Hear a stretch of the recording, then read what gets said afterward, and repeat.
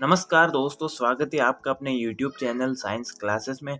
आज के इस लेक्चर में हम पढ़ेंगे कक्षा 12 का अध्याय 1, जिसका नाम है आवृतबीजी पादपों में जनन। तो चलिए शुरू करते हैं। सबसे पहले हम पढ़ते हैं अलैंगिक जनन किसे कहते हैं। इस प्रकार के जनन जो होता है उसमें अर्धसूत्री विभाजन और युग्मक संलयन द्वारा नई संतति बनती है तथा इसमें जो पौधे का विकास होता है वो समसूत्री विभाजन के द्वारा होता है, जिसे कि हम असंग जनन या अलैंगिक जनन कहते हैं। अनिषेक बीजता, इस प्रकार के जनन में बीज का जो निर्माण होता है बिना निषेचन के होता है। इसमें जो बीजों का प्रवर्धन होता है, जो बीज बनते हैं वो और उसके विकास युग्मक संलयन द्वारा होता है। इसके बाद हमारा टॉपिक है कायिक जनन। इस प्रकार के जनन में बीजों के अतिरिक्त पौधे के किसी अन्य भाग द्वारा नए पादप का निर्माण होता है। इसी क्रिया को कायिक जनन कहते हैं। पौधे का जो निर्माण होता है वो बीज के द्वारा न होकर पौधे के ही अन्य किसी भाग से नए पौधे का निर्माण हो जाता है, उसे हम कायिक जनन कहते हैं। तो प्राकृतिक जो कायिक जनन होता है, कायिक प्रवर्धन होता है, उसके बारे में हम देखते हैं।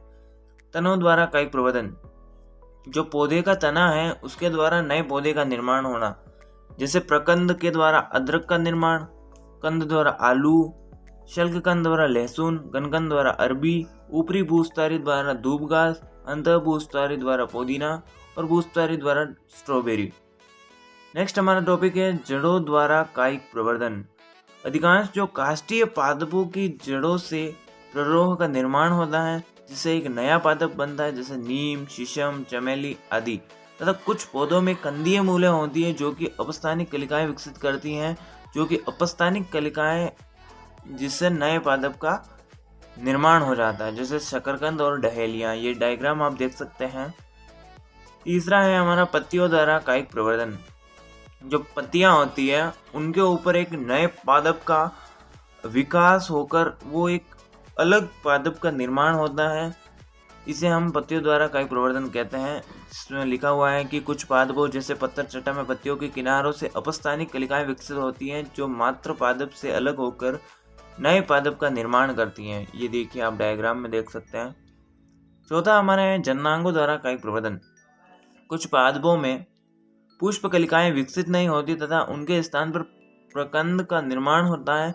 ये प्रकंद पादप से अलग होने के पश्चात नए पादप का निर्माण करते हैं, जैसे एगेव ग्लोबा।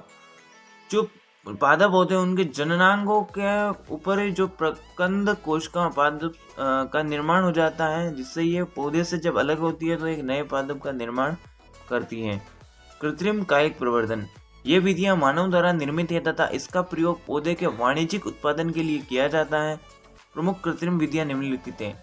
जो इससे पहले हम पढ़ रहे थे वो नेचुरल वेजिटेटिव रिप्रोडक्शन था, और इसके बाद हम पढ़ेंगे जो मानव द्वारा रिप्रोडक्शन किया जाता है, पौधे को नए विधियों से उगाया जाता है, जिसके लाभ जो है वाणिज्यिक उत्पादन के लिए, क्योंकि शॉर्ट फॉर्म में जो पौधा है उसको उससे अधिक लाभ प्राप्त करने के लिए वैज्ञानिकों ने नई नई तकनीकें ईजाद की, जिससे हम आज कोई भी पौधा देखते हैं कि भाई पहले बहुत समय लगता था और अब जल्द से जल्द उसका मतलब फल मिलना शुरू हो जाता है।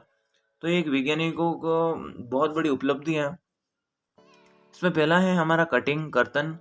इसमें सब पॉइंट है कि स्तंभ कर्तन, स्टेम कटिंग। पौधे के किसी कायिक भाग के टुकड़े को काटकर उससे जमीन में रोप दिया जाता है तथा उससे नया पादप विकसित होता है, जैसे गन्ना, गुलाब, अंगूर, बोगनविलिया आदि। जो स्टेम है उसके जो तना है उसको काट लिया जाता है और उसको डायरेक्टली जमीन में रोप दिया जाता है, जिससे नया पादप स्वतः बन जाता है। जैसे आपने देखा ही होगा गुलाब और गन्ने में। मूल कर्तन, रूट कटिंग, जिन पौधों में जड़ों के द्वारा नए पादप का निर्माण कराया जाता है उसे मूल कर्तन कहते हैं, नींबू, अमरूद। ये देखो टॉपिक वैसे सब इजी हैं, आपको सिर्फ एक बार रीडिंग मारोगे तो भी समझ में आ जाएंगे। तो नेक्स्ट हमारा है दाब लगाना, एयरिंग। इस विधि में स्तंभ अथवा शाखा का मुख्य पादप से अलग करने के से पूर्व अपस्थानिक जड़ों का निर्माण को प्रेरित करते हैं तथा पादप विकसित करते हैं। यह 2 प्रकार का होता है। ये जो विधि है इसमें 2 प्रकार से इस पौधे से नए पौधे का निर्माण किया जाता है। पहली विधि है टीला दाब। ये विधि आप ध्यान से समझ लीजिएगा। इस विधि में पौधे के तनों की निचली शाखा को झुकाकर जमीन में दबा दिया जाता है। इसे इस प्रकार दबाते हैं कि एक से अधिक पर्वत संधियां जमीन में दब जाए तथा शाखा का शीर्ष भाग जमीन से बाहर निकला हो तथा दबे हुए हिस्से को गीली मिट्टी से ढक दिया जाता है, जिससे कुछ समय पश्चात अपस्थानिक जड़ें फूटने लगती है। उचित समय पर इस शाखा को मात्र पादप से काटकर मिट्टी के पिंड सहित अलग कर लिया जाता है। उदाहरण चमेली, मोगरा। ये देखिए, एक पौधा होता है जो उसकी जो एक शाखा को हम जमीन में इस प्रकार गाड़ देते हैं कि जो मिट्टी के अंदर चला जाए उसका, और उसके बाद उसको हम पानी वगैरह डालते रहते हैं, जिसके बाद उसमें एक नए जड़ों का निर्माण होता है और वहीं पर एक नया पादप का निर्माण हो जाता है। नेक्स्ट हमारा है वायुदाब या गुट्टीदाब। कुछ पादपों के तने जमीन से बहुत ऊपर होते हैं, अतः इनकी शाखाओं के तने में छाल को हटा लिया जाता है तथा उस पर तिरछा चीरा लगाकर चारों ओर गिल्ली मिट्टी या मोम को बांध दिया जाता है तथा इसके चारों ओर कपड़ा लपेटकर पानी को पात्र द्वारा धागे से जोड़ दिया जाता है। कुछ समय पश्चात इसमें अपस्थानिक जड़ें विकसित होती है तथा जड़ युक्त भाग को मिट्टी से अलग करके जमीन में रोप दिया जाता है, जैसे अमरूद, अनार, नारंगी। पहले जो टीलादाब विधि थी उसमें पौधा छोटा होता है तथा उसकी हम कोई भी शाखा है उसको हम जमीन में लगा सकते हैं, लेकिन ये पौधे जो अब हम पढ़ रहे हैं इस विधि में पौधे बहुत लंबे होते हैं जिनकी शाखाओं को हम जमीन से टच नहीं करवा सकते हैं। इसके लिए एक नई विधि है।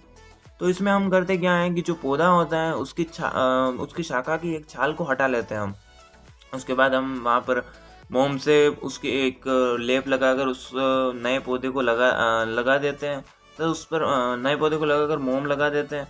उसके पश्चात एक गड़ा लेते हैं जिससे एक मतलब बूंद बूंद सिंचाई टाइप होता रहे, उस हिसाब से हम उसको ऊपर की शाखा पर लगा देते हैं और वो उसको पानी मिलता रहता है टाइम टू टाइम और वहाँ पर नई जड़ों का निर्माण हो जाता है और एक नया पादप विकसित हो जाता है।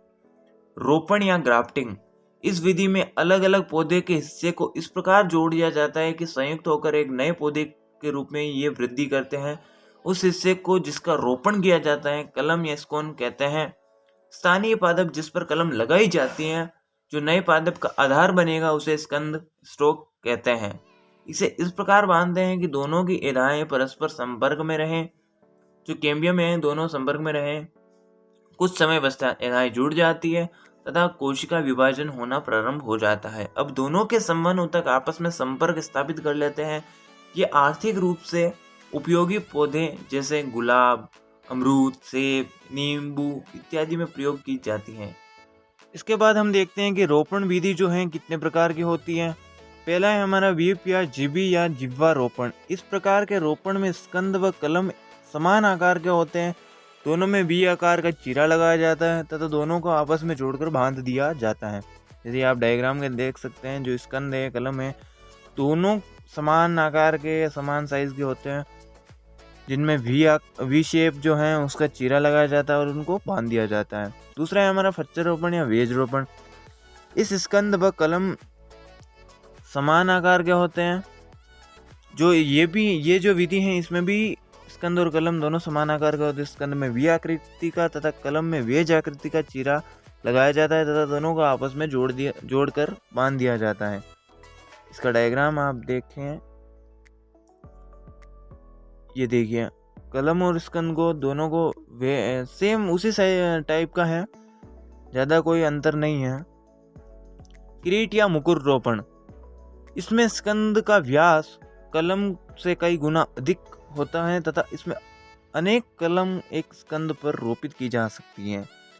ये जो स्कंद है इसमें आप देखिए कि जो बहुत बड़ा होता है तथा इसमें मतलब एक पौधा आप पेड़ पौधा जो भी है आप देखिए, उसका जो तना है वो बहुत बड़ा मतलब होता है। उसमें एक छोटे छोटे पौधों की जो कलम लगाई जाएगी तो आप देख ही सकते हो कि उसका व्यास अधिक होगा, उसमें कई सारी कलम हम रोप सकते हैं। डी हमारा है कलिका रोपण।